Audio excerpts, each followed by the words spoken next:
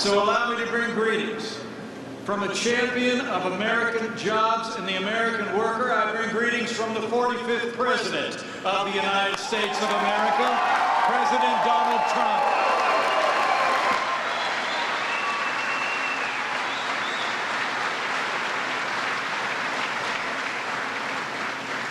And I'm here because South Carolina and America need Congress to approve the largest trade deal in American history. We need Congress to approve the U.S.-Mexico-Canada agreement and get it done this year.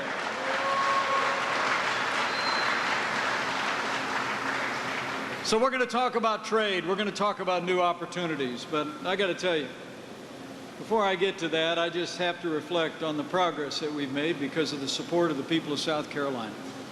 The leadership you've supported from the White House to Capitol Hill over the last 2.5 years. You know, when I think of the last 2.5 years, there's only one way I can describe it. It's been 2.5 years of action, 2.5 years of results, 2.5 years of promises made and promises kept. And we're just getting started, South Carolina. It's true. I mean, think about it. This president promised to revive the American economy, and right out of the gate, working with these strong conservative voices that represent South Carolina on Capitol Hill, we passed the largest tax cuts and tax reform in American history. We actually signed into law more bills cutting federal red tape already than any administration in American history, and we unleashed American energy.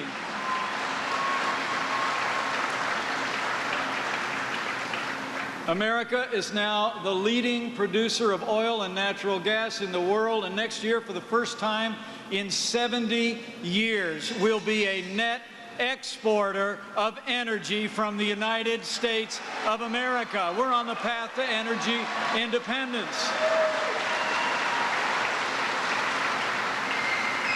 And this president also promised to forge free, fair, and reciprocal trade deals that put America first. And we've been working to do that from day one. And the results have just been remarkable. Since Election Day 2016, I don't have to tell you, in this growing state, businesses large and small, just like this one, have created more than 6 million new good-paying jobs, including more than 100,000 jobs right here in South Carolina. Great news.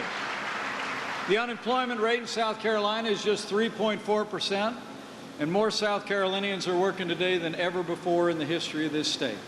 Nationwide, unemployment's hit a 50-year low.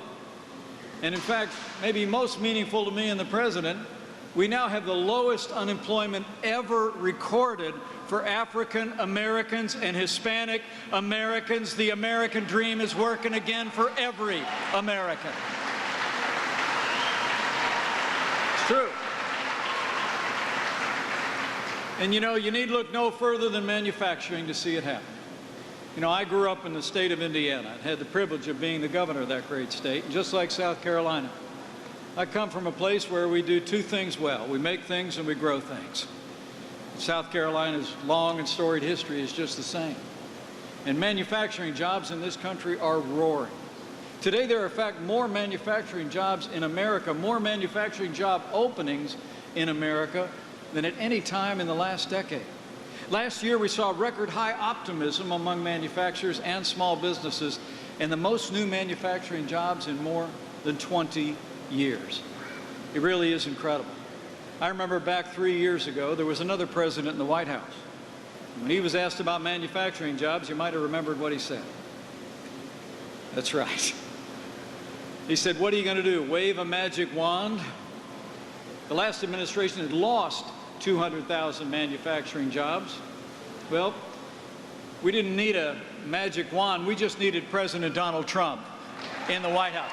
500,000 manufacturing jobs created in the last 2.5 years, including more than 20,000 right here in South Carolina. But you know, it's not just been about more jobs, it's actually also been about better jobs, better paying jobs. In fact, since President Trump and I were elected, the average American household has seen take-home pay go up by more than $5,000 a year. Wages are rising at the fastest pace in a decade, and they're rising most rapidly for working, blue-collar Americans. The forgotten men and women of America are forgotten no more.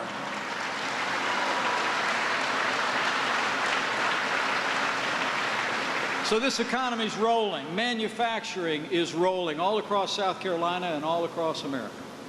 And it didn't just happen. It happened because of the policies that South Carolina supported and your leaders in Washington, D.C. have advanced. But it also happened because of the hardworking people of South Carolina and the entrepreneurial energy of companies just like this one. You know, Sargent Metal is like so many great stories across the country. You know, I grew up in a small business family in a small town in southern Indiana, and this is another great American success story. I learned on the way here 44 years ago, Tim's stepdad, an Army veteran named Donnie Sargent, opened up shop here in Anderson, providing metal parts for small businesses in the upstate. Today, this family business has created nearly 150 good-paying South Carolina jobs. Thank you, Tim. Thank you to you and your family for growing your dreams right here in South Carolina and in America. Their expansion over the last 4 decades is a testament to not only the quality of the people here, but the extraordinary professionalism of this team. In the early 1980s, I'm told Sargent Metal started repairing armored cars, and now with increasing sophisticated technology, you're making parts for elevators, electric panels, construction equipment, and trucks that are used all across the country and all over the world. And every year, millions of people from around the world, I'm told, take an elevator to the top of the Empire State Building, and when they do, they're standing on floors made right here at Sargent Metal.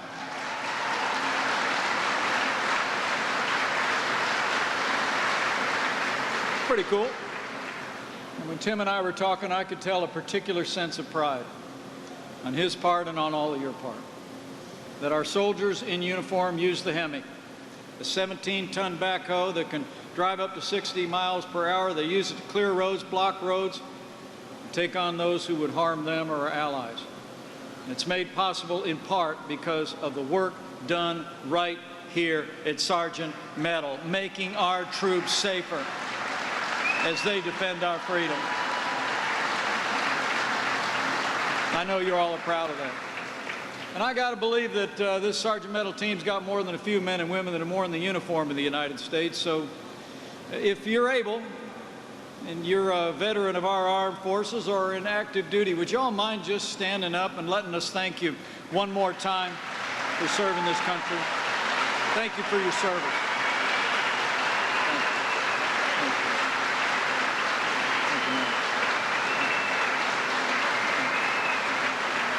Thank you for your service. Thank you for your service. You know, this is an incredible company filled with incredible people. All the wonderful people I just saw who just stood, and all of you who make this country and this company such an incredible success. But I heard a great story about 2 South Carolinians who joined this company at the very start of their careers. Tim and I were just talking about it.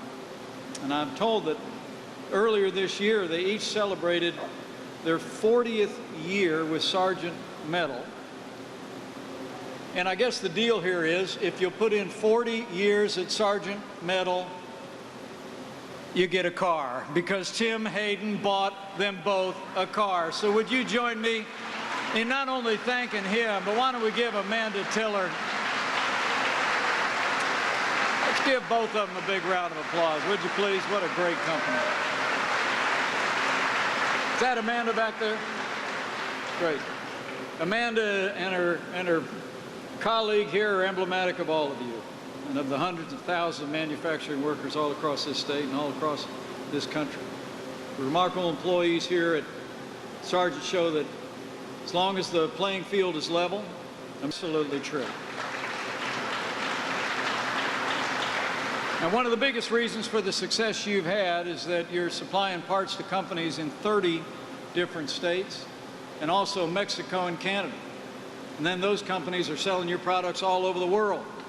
I mean, the truth is, expanded trade, expanded exports, secure jobs right here at Sargent Metal and all across the state of South Carolina. And that's really what brought me here today. And I'm proud to tell you, since the first day of this administration, President Trump has been working to keep his promise he made to the people of South Carolina, to stand with our trading partners and demand that we have trade that is free and fair and reciprocal and treats their workers and our workers the same. That's what you call a level playing field.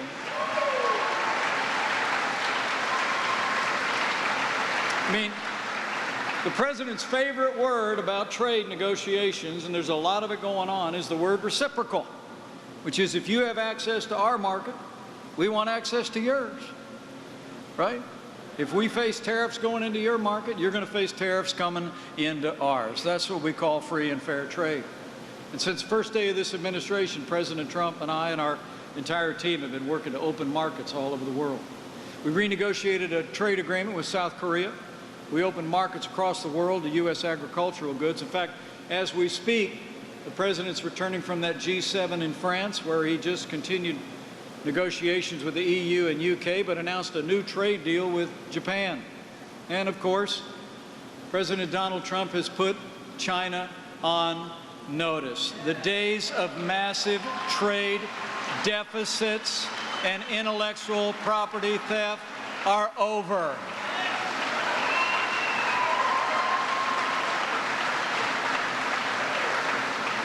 We've stood strong with our trading partners, from Beijing to all around the world, and we're going to continue to do that. But closer to home, I'm here today to tell you that President Trump negotiated the largest trade deal in American history. You've already heard about it from this podium, but let me give you my take. The USMCA is a win for South Carolina. It's a win for the United States, and it's going to strengthen our economy and strengthen our hand on the world stage. It's time to get it done. It's true. You know, according to the International Trade Commission, the USMCA is going to add $68 billion to our economy right out of the gate and create about 175,000 new good-paying jobs. That includes nearly 50,000 manufacturing jobs that are estimated to be created after it's approved. And again, we're not just creating more jobs, but better jobs. The ITC also tells us that under the USMCA, American manufacturing is going to continue to see wages rise. So South Carolina, and the upstate especially, has a lot at stake. You know, last year, South Carolina exported $4 billion worth of goods to Canada and nearly $3 billion worth of goods to Mexico. And South Carolina's exports are only growing. South Carolina's exports have actually increased by 75% in just a decade. And exports in this state, as the governor's told me, support more than 150,000 good-paying jobs here in South Carolina. And so for South Carolina, for manufacturing, and for America, the time has come for Congress to approve the USMCA.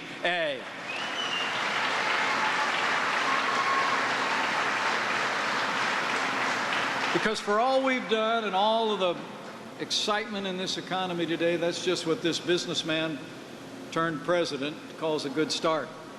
We really do believe that when Congress approves the USMCA, we're going to put even more incentive for more investment and more job creation right here in South Carolina and all across this country. But we need Congress to act. We need Congress to approve the USMCA. And we need Congress to approve the USMCA this year for South Carolina and for America. And look, the President's done his job. Mexico and Canada have been doing their job. Now it's time for Congress to do their job. To make that happen, though, Congress needs to hear from the American people, and that's what brought me here to South Carolina, brought me to New Mexico and to Utah last week. I've been traveling all over the country just to make sure that people across this country know what an incredible opportunity we have with the USMCA. And make no mistake about it, there's no political force more powerful in Washington, D.C. than the voice of the American people. So let your voice be heard, South Carolina, and we'll get the USMCA passed. So go out and tell the story. Say, you know, I was at Sergeant Metal the other day. I ran into Mike, and he seemed very excited about this USMCA. I mean, tell him what this new deal is going to mean. How it's going to level the playing field. It's going to update a trade agreement that, frankly, won for a few and lost for a lot. You know, in my state of Indiana, we saw entire communities hollowed out after NAFTA was signed into law. The state of Indiana, we have automotive component companies by the hundreds. And yet there was one community back when I was a member of Congress that literally, one major automotive company literally shut its doors and got rid of thousands of jobs. More than 70,000 factories closed across America in the years after NAFTA was signed into law. But men and women, those days are over. The USMCA puts American jobs and American workers first, and we got to get Congress to get it done. But it's going to take all of you to do it.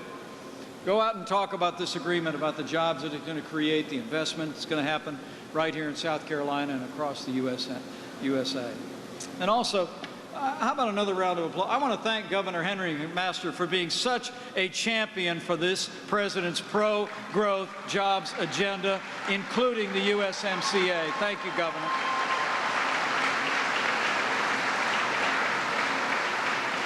But this is in the hands of Congress right now. That's the way this deal works, okay? So I want to encourage you to reach out. The elected representatives of South Carolina and the Congress of the United States. But let me save you a nickel. You don't need to call Senator Lindsey Graham or Senator Tim Scott. They are leading the fight for jobs and the USMCA on Capitol Hill. Thank you, Senator Graham.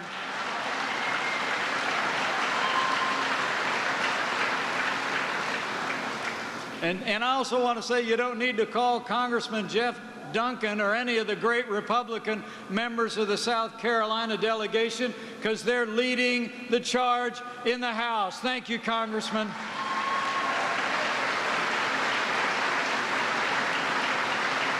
I mean, you can call them, but just call them to say thanks. But I do want to encourage you to reach out to the Democrats representing South Carolina and Washington. Call Congressman Joe Cunningham. Call Congressman Jim Clymer. Tell them when they get back to Capitol Hill in a few weeks that they need to tell Speaker Nancy Pelosi to put the USMCA on the floor and vote it. South Carolina needs it, and America needs it.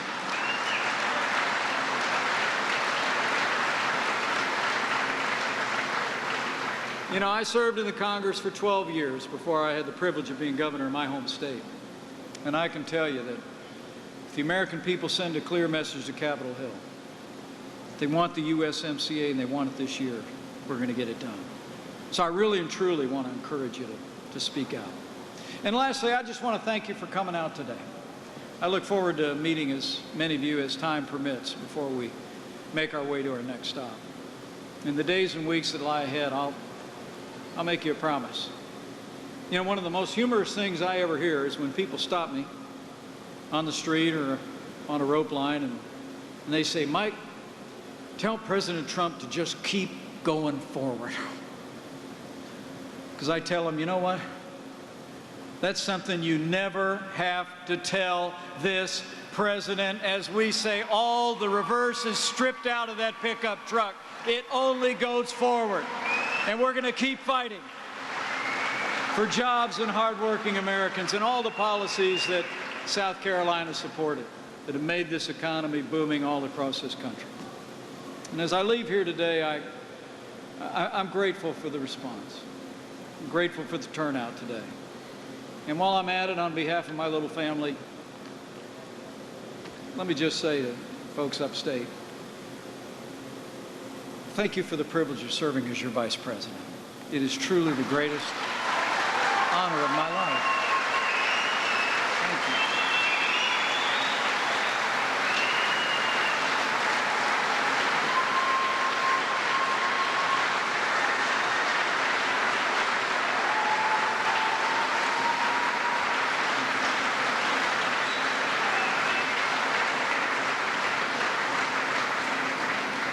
know, I'm just a small-town boy from southern Indiana. I dreamed of someday representing my hometown in Congress.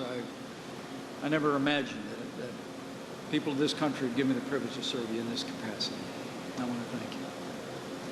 As I leave today, I leave with renewed confidence. Confidence in this president and his relentless determination to make this country safe and prosperous again. Confidence in each and every one of you in the great state of South Carolina, a state that is synonymous with all that's best about America, the faith, and family, and freedom, that as you let your voice be heard, that we'll continue to make the progress that we've made, not just in this state, but all across this country. And I leave here today with confidence that if we will fix our eyes on him, who has always been the wellspring of American strength,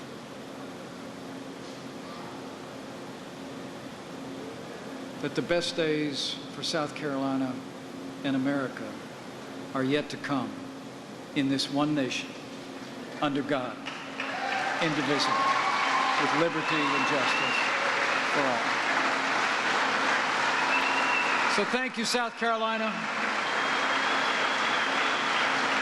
Thank you for your support of the USMCA and all of our agenda. Let's go get it done for America. Thank you, and God bless you.